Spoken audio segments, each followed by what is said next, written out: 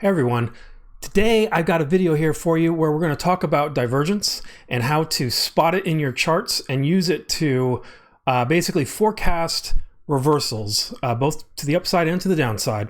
But the most important thing is I'm going to show you a tool that you can use to add divergence signals to any oscillator that you want, whether it supports divergence or not, and how you can get that. So if you stick around to the end of this video, I'll actually show you how you can get this new little tool for free.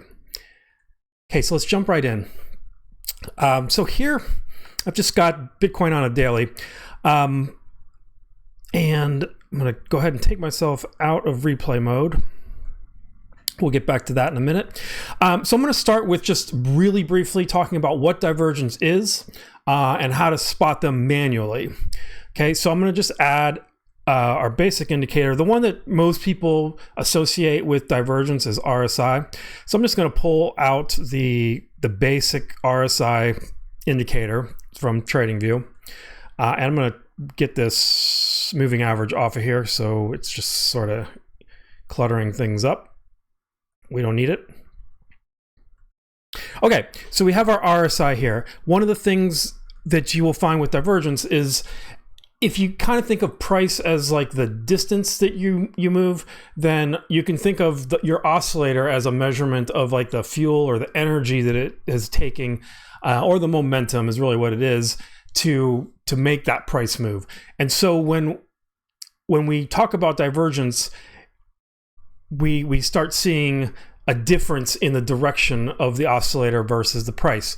So like, for example, one of the things that that would be typical that you would normally see is something like this right here, where here we have price action, and notice this low and this low. This is a lower low, right? And if we look at the oscillator, you have the exact same thing, which is what we would normally expect. So the strength of this case is relative strength. The strength is pointing us downward and the price is moving downward. So it's exactly what we would expect.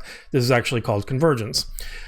We could actually measure the same thing going in the upward direction. For instance, right here, from this peak to that peak, and we match that up with this and that. So we have a higher high, and here in the oscillator, we also have a higher high.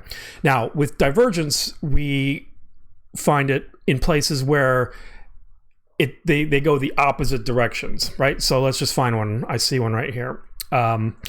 So here we have a higher high, right? But if we look down in the oscillator, we have a lower high. Okay, so what this indicates is that the RSI has already, the oscillator has turned around, is going in the other direction while the price is still moving up. That indicates a loss of momentum, or a strength in this case, and what's likely to follow is a reversal. And indeed, we get a reversal right here, and we start going down. Keep in mind, like, I'm on a daily here for Bitcoin, and this is no small move. I mean, this goes from here. I mean, if we go measure all the way to the bottom, when we were talking about like between 20 and 25% move down. So quite significant there. Now I'm gonna remove some of the stuff and now talk about how this is great for you to be able to try to spot your own divergences. However, a lot of times the computer can do it better for us, right? And so let's see if we can just add in a tool here to find them on our own. And so I'm going to add in this new tool that I just published called Universal Divergence. Now, I'm starting with RSI here, and of course, if you go and search TradingView, you'll be able to find, probably hundreds of indicators that have been published for RSI divergence. I'm using it as an example here just so that, because it is common like that and it's something you would expect to see.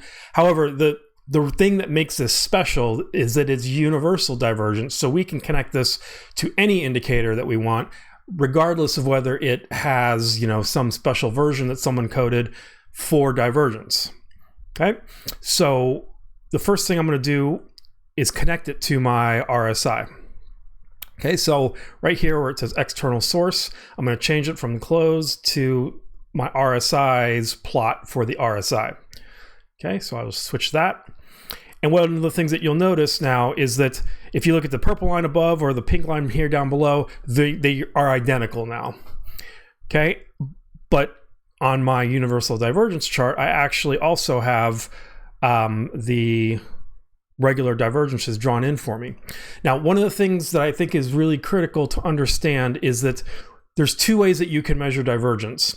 And in all cases, you're measuring from the peaks. Now, you have to define what a peak is. By default, we're going to define a peak as something that, like let's say it's a top peak. That means that there needed to be at least 5 candles going into that peak where none of them were higher than that peak, and then 5 candles coming away from that peak where none of those go above that peak either. Okay, so and that default definition you can find right here. Pivot look back right 5, pivot look back left 5. Okay, and I'm going to come back to that and some of the consequences that has here in a moment. Okay, but one of the things that you'll notice is that in some oscillators, the peaks of the oscillator do not exactly line up with the peaks of the price. Okay, so I think we probably have an example of that here, where if we look at this peak here in the oscillator, okay, that's right here. That is not a peak in the price. And same here with this peak in this, the second peak here. Okay, that one does happen to be a peak in the price. Okay, but you also have to realize that RSI is actually very highly correlated with price because it doesn't use a volume component, and so you would expect for RSI for it to line up with price more often than not. However, we're going to look at some other indicators here in a little while where that is not the case. Okay, but so like in this first one, that one did not line up exactly, and so the two ways that you can approach price divergence is measuring from the peaks of the oscillator, or you can measure from the peaks of the price. Now, if you measured from the peaks of the price, you know, like here, I'd probably pick this one here. Yeah, that one just happens to actually also be a peak here. But like I said, you won't always find them lining up like this. Okay. Now you notice this one's pretty good because from here, after this peak, we had a drop. So that was the forecasting of that reversal. And that reversal, say we got in on the open of the next candle. Wait, let me turn this magnet off. That, I mean, takes us down about 20%, for Bitcoin, that's a really big move. So let's get back to that five candles after the fact. So if we put ourselves back into replay mode now, and I'm going to go right to that peak. Okay, let's see where our divergence signal actually appears down here in our indicator. So, okay, I haven't actually gotten to the peak yet. There's the peak, so we're not going to count that one. So we've peaked now, both in price and in RSI. But notice that by looking at either, yeah, this is a higher high, so you could definitely call that a peak. The RSI is not a higher high, so what's going to define this as a peak for us? Well, we can't define it as a peak until we have those candles that come after it, right? That are all lower than it. So let's go 1 forward, 2, 3, 4, 5. And see, notice now after 5 candles, we finally get that divergence marking showing up. But notice here, price-wise, we've now given up 6% of price. So the problem with divergence often is that, you know, if you want to wait for a confirmed top or confirmed bottom or peak, in this case, so we're talking about RSI levels and whatnot, you're gonna probably give away most of the move. Okay, in this case, we know it actually went much further, but a lot of these divergences, when they come up, you know, they may only last 5 to 10 periods, you know, forward. And so we need to do something to make us get this signal a lot sooner. Okay, so I'm going to show you a way to do that. Let's not use that one as an example. I'm going to come over here and let's look at this one right here. So this one is a good example of where the peaks don't match up. Because if you look at the price action, you would say, oh, Kevin, that is a higher high. Sorry, a higher low. See, just barely. It's like slanted up a little bit. So that should not be divergence because they're both going up in the same direction. However, you got to measure where the peaks are. So if I look at this one, this peak is right there. But if I look at this peak, okay, it's right here. It's actually on the next candle after this big liquidity grab right there. So its close is actually there. Okay, so now when you look at it that way, you see that it truly is a divergence. So, you know, some people that like using price would say, no, that's not a divergence.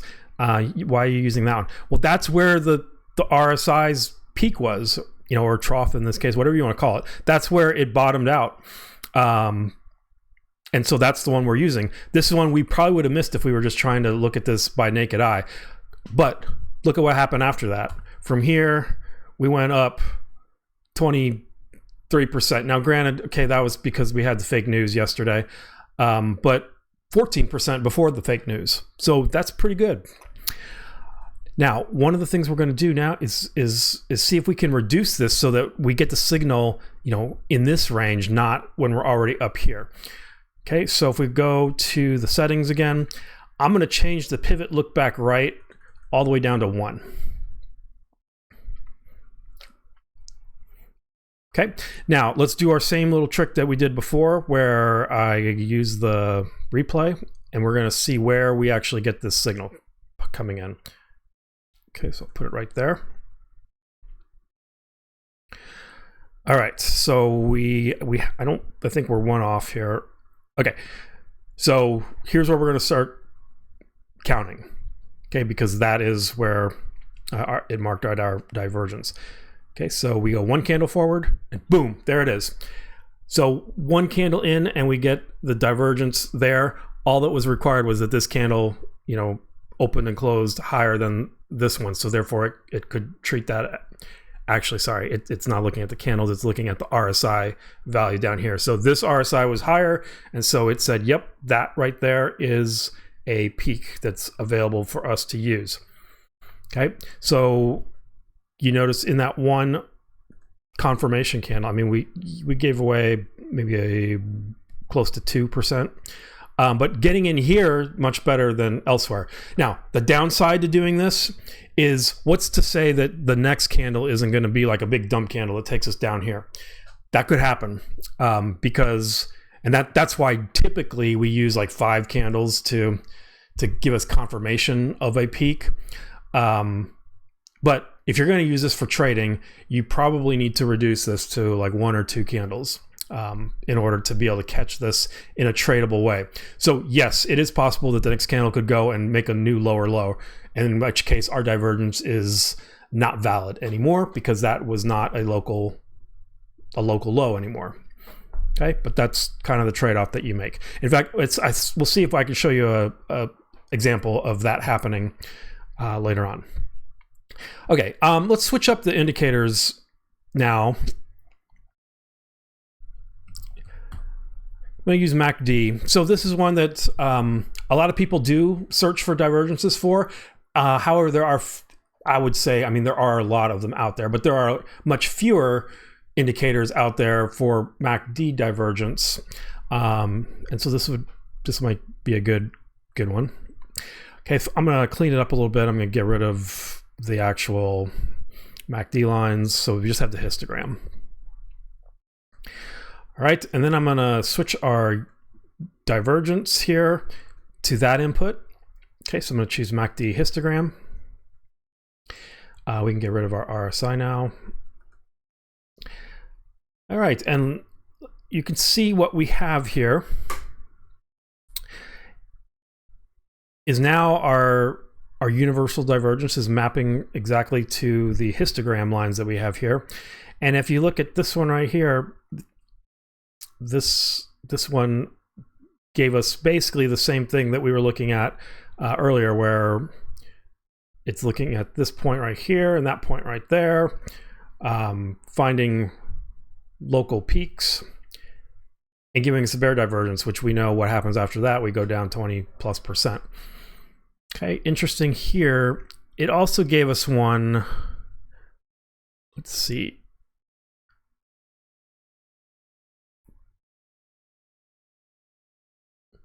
This one is probably a better one. Let's see if I can mark it out. I'll zoom in here. Okay, I'm gonna look at this second one right here, where it looks like these are basically on even par. But going from here to here, this one must probably be just slightly higher than that one. So giving us this bull signal, and we did indeed go up. But then we came back down a lot. So if this were to fall below here, then obviously this would be an invalid divergence signal.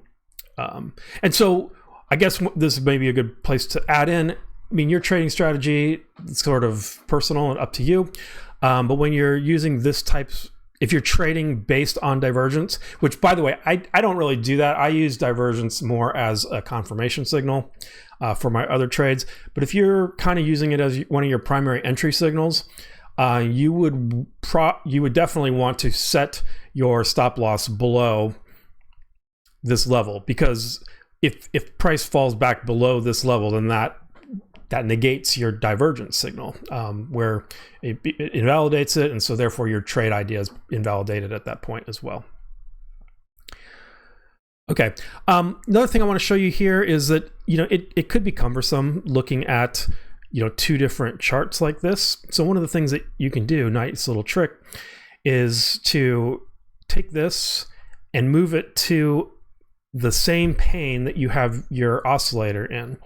Okay, so I'm going to move it to that pane below and go ahead and make some other changes too. I'm going to go to Style here, and I'm going to turn off this div study, because that's the line. I don't need the line because it's basically just mirroring something that's in my oscillator already. I'm going to also turn off these labels because I don't really need it to say bear or bull. I can see from the which side of the axis it's on and if it's green or red. Okay, and then I may also, it's probably good to move it above your indicator so that it doesn't get hidden by parts of that. And so you see there, now we have it nicely integrated right into our indicator, just as if our indicator supported divergence in the first place. Okay. I did mention before that depending on the oscillator that you're using, some will match up closer to price than others. Any of them that use volume, like such as say this MFI, or if you're going to use like on balance volume, OBV, something like that, they will tend to more greatly diverge from that. But let's just take a look. So I'm gonna, whoops. Yeah, that's actually exactly what I'm gonna do. I'm gonna switch this now to my MFI, and then I'll move it down there to that pane as well, and then get rid of my MACD. Okay, so what are we seeing here? Let's see. So it's got this one right here, and if we look at this bottom peak, you notice it's actually on this big giant pump candle, and then we have there. So yeah, of course, because this is at the top of a pump and this goes down to there, that is going to be a divergence. But look what happened after that. The next candle was up, but then we went down. So probably this would have been a stop loss at that point for you. And again, that's like kind of weird that it matched a low peak with such a pump candle. like that. So actually, we wouldn't measure from the top there. We would measure from the bottom. But even still, this would have ended up being a losing trade. So I guess the point I want to make is not all indicators lend themselves to using divergence. However, I think this one right here is a great looking one. So where does this come in? Oh, nope, it was a little late. So it detected divergence here, which is another weird one, where something like that. That's actually, that's not really where we would want to get the divergence. We would want to get in somewhere down here. So yeah, maybe this one's not as great. I had someone that I knew that just absolutely loved trading OBV divergence. That was his whole trading scheme back in the day, and he did really well with it. So I wouldn't say discount all oscillators that have volume components, because some of them will do much better than others. Okay. I also want to show you, so we're talking about oscillators right now that are well known. Like everyone knows, not everyone, but I mean, most people know what an MFI is. It's just volume, weighted RSI, and MACD and stuff like that. But every now and then you'll get some, weird indicators that people have come up with, that clearly no one has thought of putting a divergence thing on it. And so this is a great tool for doing that. Okay. And so just to quickly talk about this indicator, this FOMO momentum scale, it's basically a momentum indicator. But it measures different things and it colors these different ways. If you're trying to use it on its own, which I did for a little while, did some testing, it's always lagging and late. And so by the time, I don't know, the timing of it just seemed off. Okay. However, as I was thinking of what I could use for this demo, I threw it in here and it actually seems really pretty good. So if I attach this to its histogram, okay, again, I'm going to move this down. Get rid of our MFI.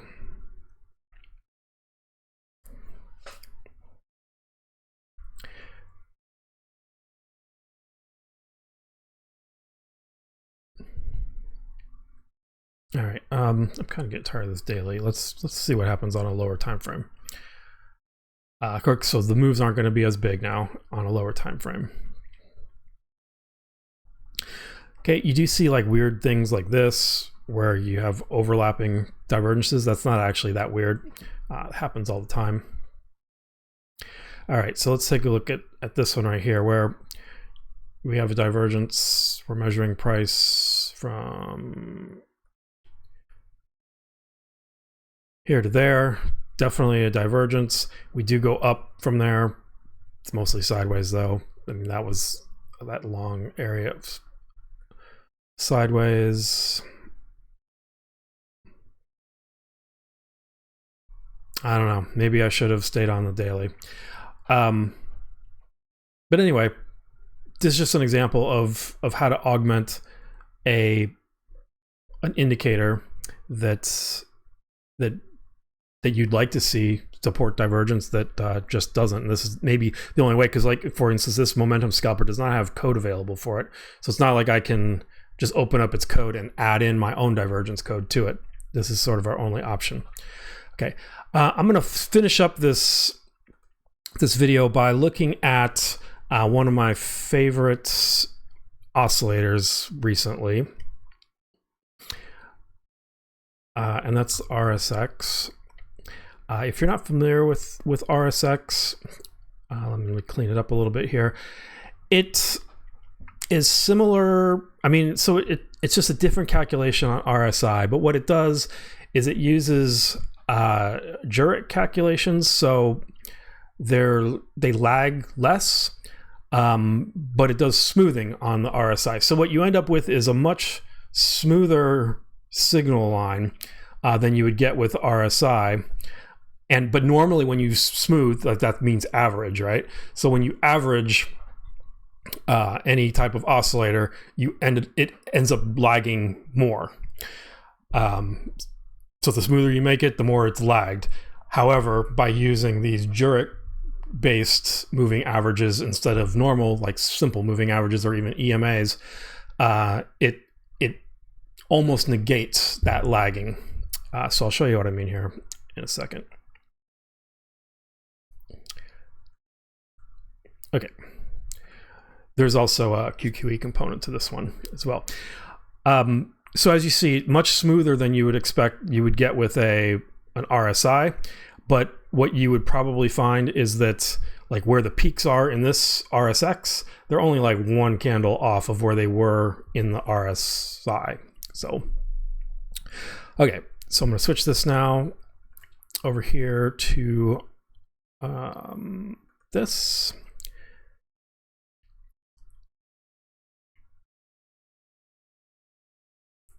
Move it down. Get rid of that one. All right, and let's take a look at what we have. Now, I'm going to also go ahead and you see how this one looks like it's pointed to like right here. It isn't. It's actually up to there, but we need to change the order visibility. Oops. So I'll just bring that one to the front, and then there now you can see it's actually up there at the top.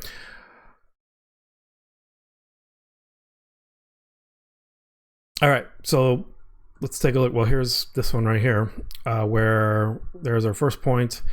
Here's our second point. So this is what we had wanted on that other one back there. So we would have gotten in.